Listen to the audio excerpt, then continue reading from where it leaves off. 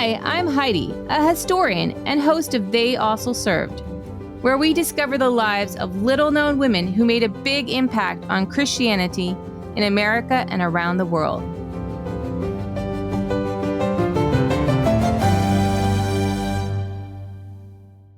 We've talked a lot about women in the past in this podcast.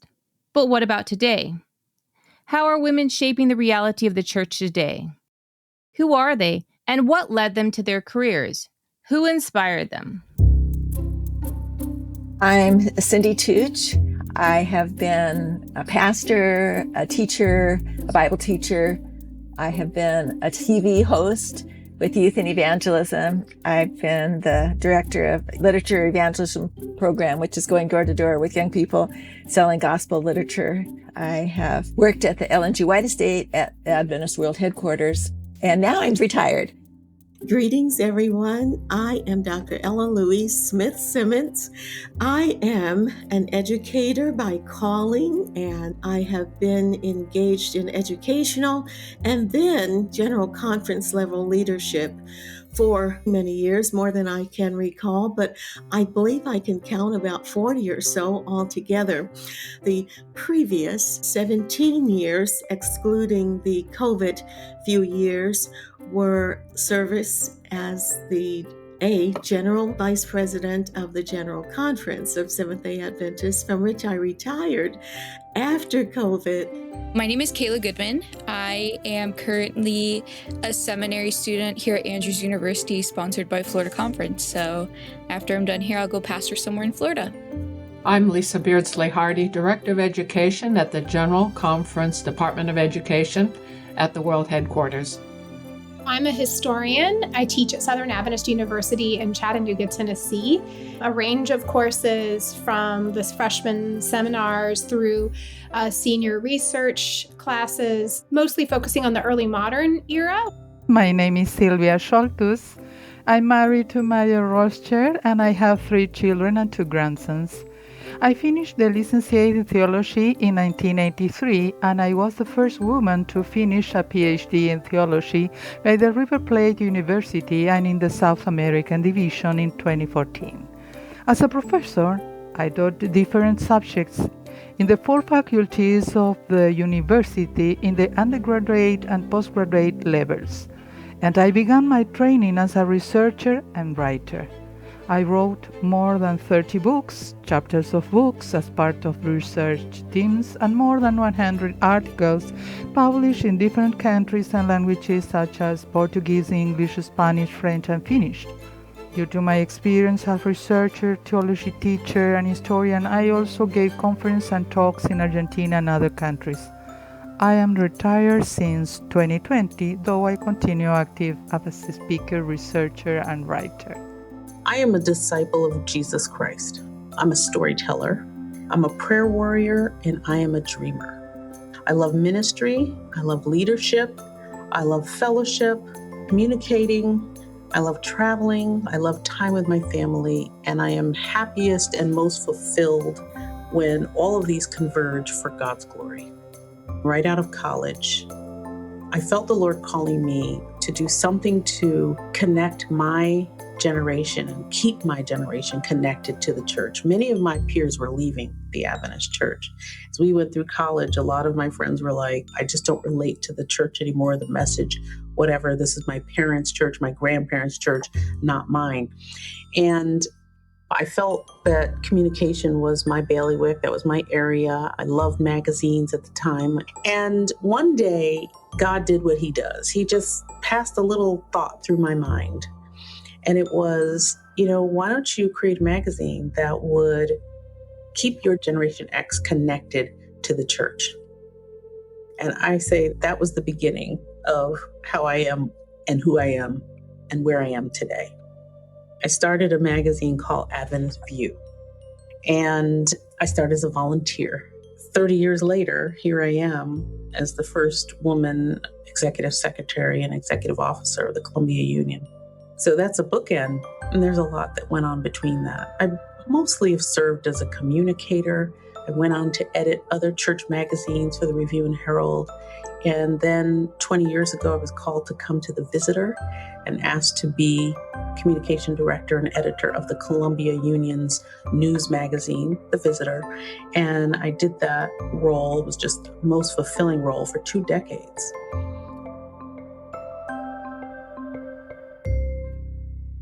I wanted to know a little bit more about these women's stories.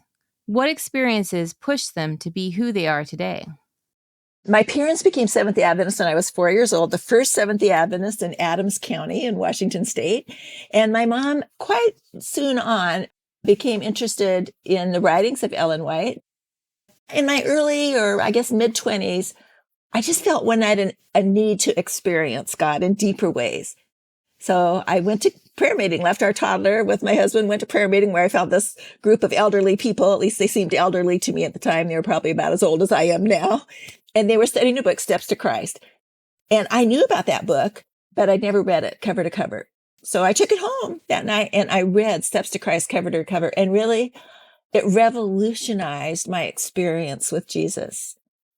And then I began reading other of her books and just found, along with reading first the Bible, I found such practical counsel on knowing Jesus better.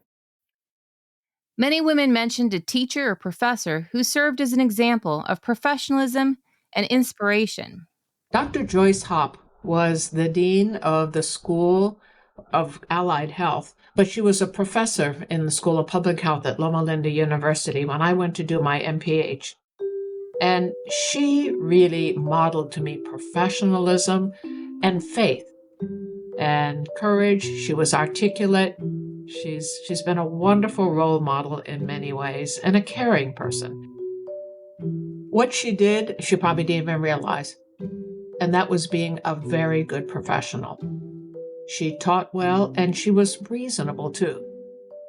Years ago, when I graduated from Loma Linda University with a degree in public health, I went to teach at the Seventh-day Adventist Seminary in Finland, and I was developing material for community health education in partnership with some of our health sanitariums. And I invited her to come and to do some lecturing, and also another person, Reuben Hubbard.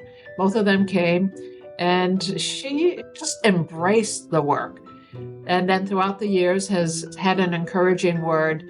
So I don't think she's even aware of what she's done, but she was somebody I could look to on how a woman is professional, interested, a Christian, and she did that balancing a family herself, a son and a daughter. Dr. Hopp inspired Lisa in other ways than just professionally. One time when I was in the Loma Linda area visiting, she invited me to her home for a meal, and I could see her farm there, her walnuts, and she reported that she had just sweat I don't even have the technical word for it, but she had sweat the soldering in fixing something in her plumbing. I mean, anything relating to electricity or plumbing intimidates me. She climbed underneath under the plumbing, got there on her back, and I don't even exactly know what it is to sweat soldering, but she did it. She would just take things on, whether in the professional work or writing for professional publications, being active in her community of faith in the church, and taking an interest in graduates long after they had graduated. Not all teachers prove quite so inspiring for our interviewees. Ella Simmons told us about how she ended up getting a doctorate in education and becoming a professor of education rather than science. As a young child, I had 2 great loves, 2 great passions. One was education or school, and science. I loved science, and early on I thought that I should probably become a research scientist. And I was engaged in science from the time that my parents gave me a little chemistry set when I was about 8 years old, somewhere in there. And as I progressed through elementary school, I always did very well in science. And along with the other children, I was challenged to engage in science in ways that would demonstrate the capacity of the United States to compete with Russia in the Cold War. That's really what it was about. This was after Sputnik and the Russians' first satellite and that sort of thing. But for me, it was just sheer fun, and I eagerly pursued all the science I could get into. At one point in my sixth grade experience, there were members of the State Department of Education in Kentucky, where I was born and raised and educated, who came to Louisville, my hometown, and to our school. And I'm sure they went to others as well. But the purpose was to document children learning about and doing science in school. And my best friend, Alicia, and I developed an experiment that we would use as our entry for this experience. And I'm sure every child in the United States has done this, the one with the red ink that flows into the leaves of a plant, whether it's a sweet potato plant or celery stalk or what have you. So we were very pleased with ourselves, very proud of that. Our teacher called the two of us aside and said that both of us could not be in the photograph, that we would have to figure out how only one of us could be in the photograph that they would be taking. Well, even as a young child, I found that odd. I had seen photographs. I'd even taken a few myself. And there were multiple individuals often in my photographs. But he was our teacher. We didn't challenge that. Even at that point, he was a little nervous. He demonstrated some anxiety about what he was saying. We didn't understand what was going on, but we knew it was strange. And so we decided we would simply draw straws, which we did. And I drew the long straw, which was the straw designated to identify the person who would be in the photograph. I was just more excited than you can imagine, yet very poised, of course, because I had to maintain dignity for this, as we all did. And there were several other children in our class who had their experiments in this process. I remember even my pose for the photograph, everything went just fine. But then a few days later, Mr. Turley called Alicia and me to his desk or to a corner of the room and said, "Oh, something went wrong with that photograph. It's going to have to be redone." Okay, that's not a problem. I can do it again.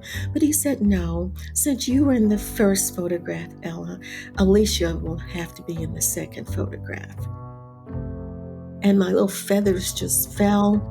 Now, I always felt badly for Alicia that she was not in the photograph in the first place, but I didn't buy that reasoning.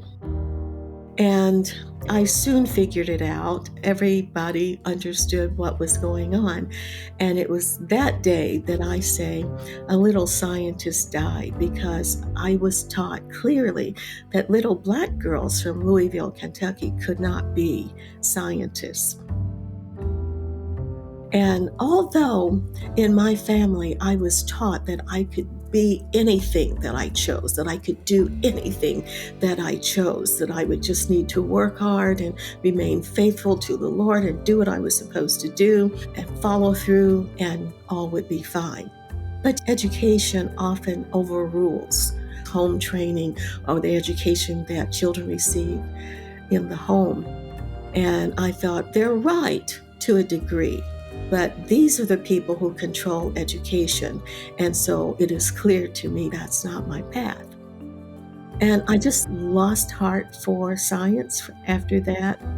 I still loved it, and I still did science. I still did well in science through junior high school and even into college.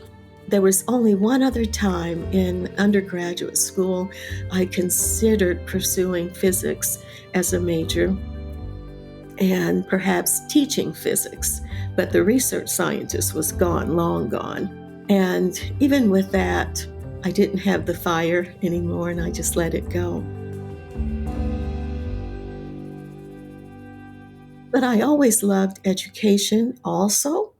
And as Joseph said to his brothers those many centuries ago, they meant it for evil, but God used it for good, because God knew that he had a plan for me way down the centuries, the 19th, 20th, and 21st centuries, that I would engage in education. And I believe that he allowed me to be prepared for the role to which he would call me in service to the world church. A lot of women we interviewed were firsts, the first to hold a position. Like Ella, many of them mentioned men in leadership that saw their abilities and encouraged them to pursue them. And it was because of my background in education that Dr. Jan Paulsen was comfortable calling me to the General Conference. I was not a theologian, not a pastor, not a religion major, but Adventist education is right there with everything we do in terms of ministry. But I will say this, my colleagues in the vice presidential ranks at the General Conference have been outstanding supporters, and I have appreciated them very much. And they have expressed and demonstrated their appreciation of me personally and of my experience and professional background that I brought to the table. Celeste Ryan Blyden also was pushed toward her present career by a mentor. Dr. Kermit Edinburgh was my boss at the time. He said one day, Celeste, the church really needs to learn how to handle something called crisis management. And I want you to spend a little time with this woman who is a crisis management expert and see what you can learn from her. So I spent a day sitting at the feet of the church's crisis management consultant. And after that, I started helping the church handle crisis situations that came along. And in time, I wrote this book, Crisis Boot Camp. And from there, people started buying the book and doing, using it for training and asking me to come. And I've done training all over the world. I've done Europe, Jordan, all over North America, the Caribbean, even Kenya and Asia and other places in the world. And so that exposed me to working with administration. Cindy Touche was inspired by her daughter and her students to think more deeply about religion, and it resulted in a shift in her career path. I used to take my daughter when she was like 4, 5, 6, 7 out in gathering. In gathering was where Adventists went door to door back in the day, collecting money for those who'd been victims of catastrophe or calamity. It was for global evangelism, global education. And my little daughter would give this spiel with this little blue can with a torch on it, door to door. And that kind of set in her little mind a desire to serve in social arenas. She studied law, went on to work in social services law, and is today a judge in Superior Court in our county. But through that process, she took women's studies. And I was also interested in her women's studies and compared them. She was taking it, of course, from a very secular viewpoint, but I compared some of these principles in women's studies with what the Bible has to say about women in leadership and found that a very fascinating study. I think my mind was also influenced by Pastor Tara Bencross and Professor Laura Wibberding's voices in shaping my thoughts on women in leadership, though they're 30 years younger than me, which is kind of honing my thoughts as I was working through this process. But something else happened to me when my kids were in academy, which is a church-operated high school. I was involving students in outreach and studying the Bible with the community and teaching Revelation seminars. And I had hundreds of students involved in these capacities of learning about the Bible and teaching it to others. And of course, my students ultimately would graduate, go on to college, and eventually a couple of my students came to me and asked me to be the officiant at their wedding. I was a teacher, right? And I said, well, tell you what, I'll ask the conference president if he will say the vows, and then I'll preach the homily. So I went to the conference president and made this request, and he said, Cindy, I've been watching your ministry over the years. You're preparing more people for baptism, you and your classes, than any of my pastors in the whole conference. And I would just like you to become a pastor. I would like to give you pastor credentials. You said you're doing the work of a pastor. Why shouldn't you be recognized as a pastor? I hadn't thought about being a pastor, but I said, okay. And he actually made that happen. And I actually did that wedding, my first wedding as Pastor Cindy Tooch. And then I went on to get an MA in pastoral ministry from Indiana Wesleyan University, and ultimately a doctorate in leadership at the Andrews University Theological Seminary with special emphasis on Ellen White's Leadership Council. When God created humanity, he created them male and female. That's in Genesis 1 and 2. So in order to get a well-rounded understanding of history, we need to understand the contributions of women as well as men.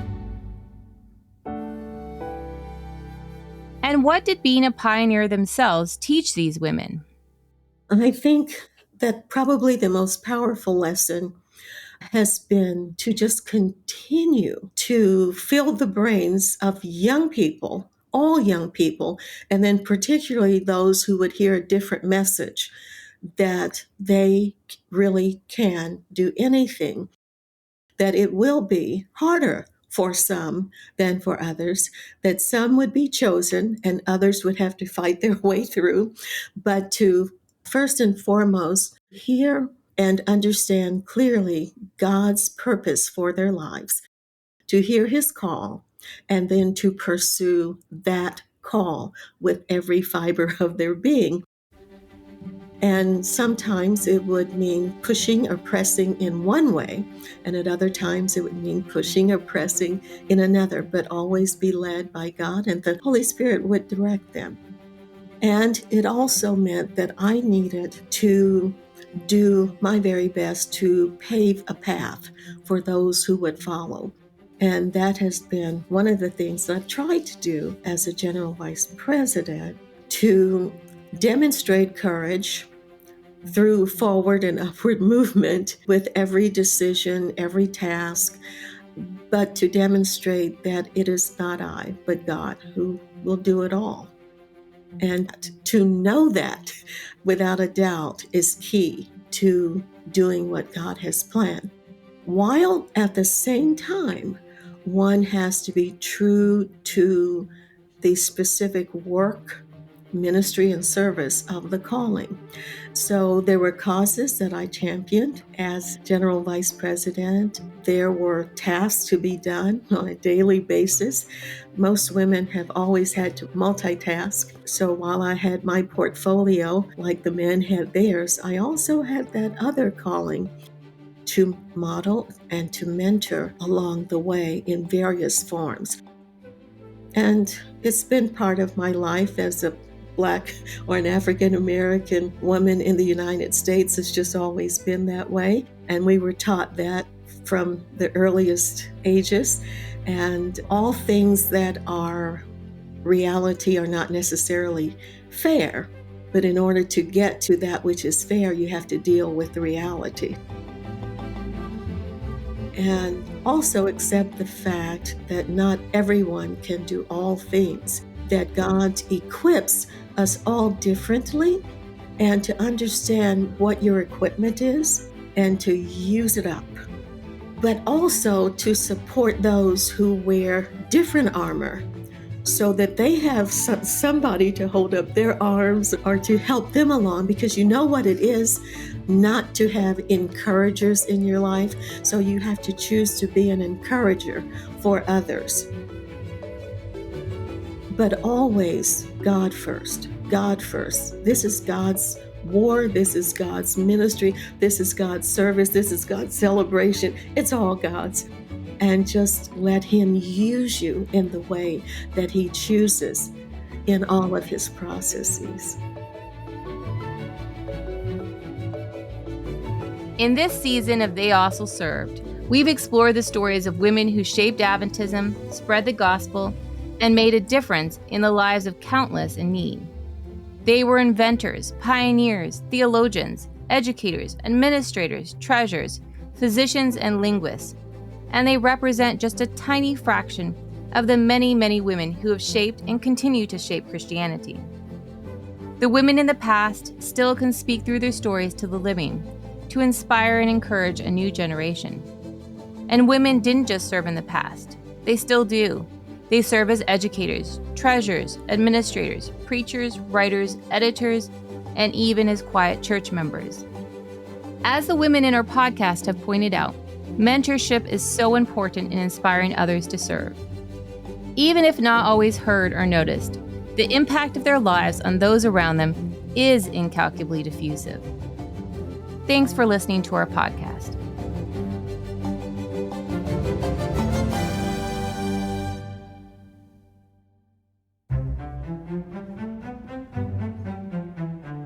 They Also Served is researched, written, and hosted by Heidi Olson Campbell.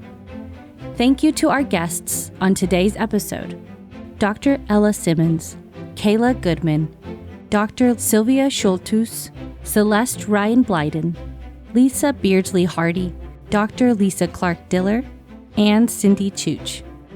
This episode was produced by Heidi Olson Campbell and Heather Moore. They Also Served is edited by Nina Vallado. Cover art and social media is by Chelsea Ernina. Stephen Husett is our equipment extraordinaire, and this show was executive produced by Adam Fenner. Thank you to the Adventist Learning Community for making They Also Served possible.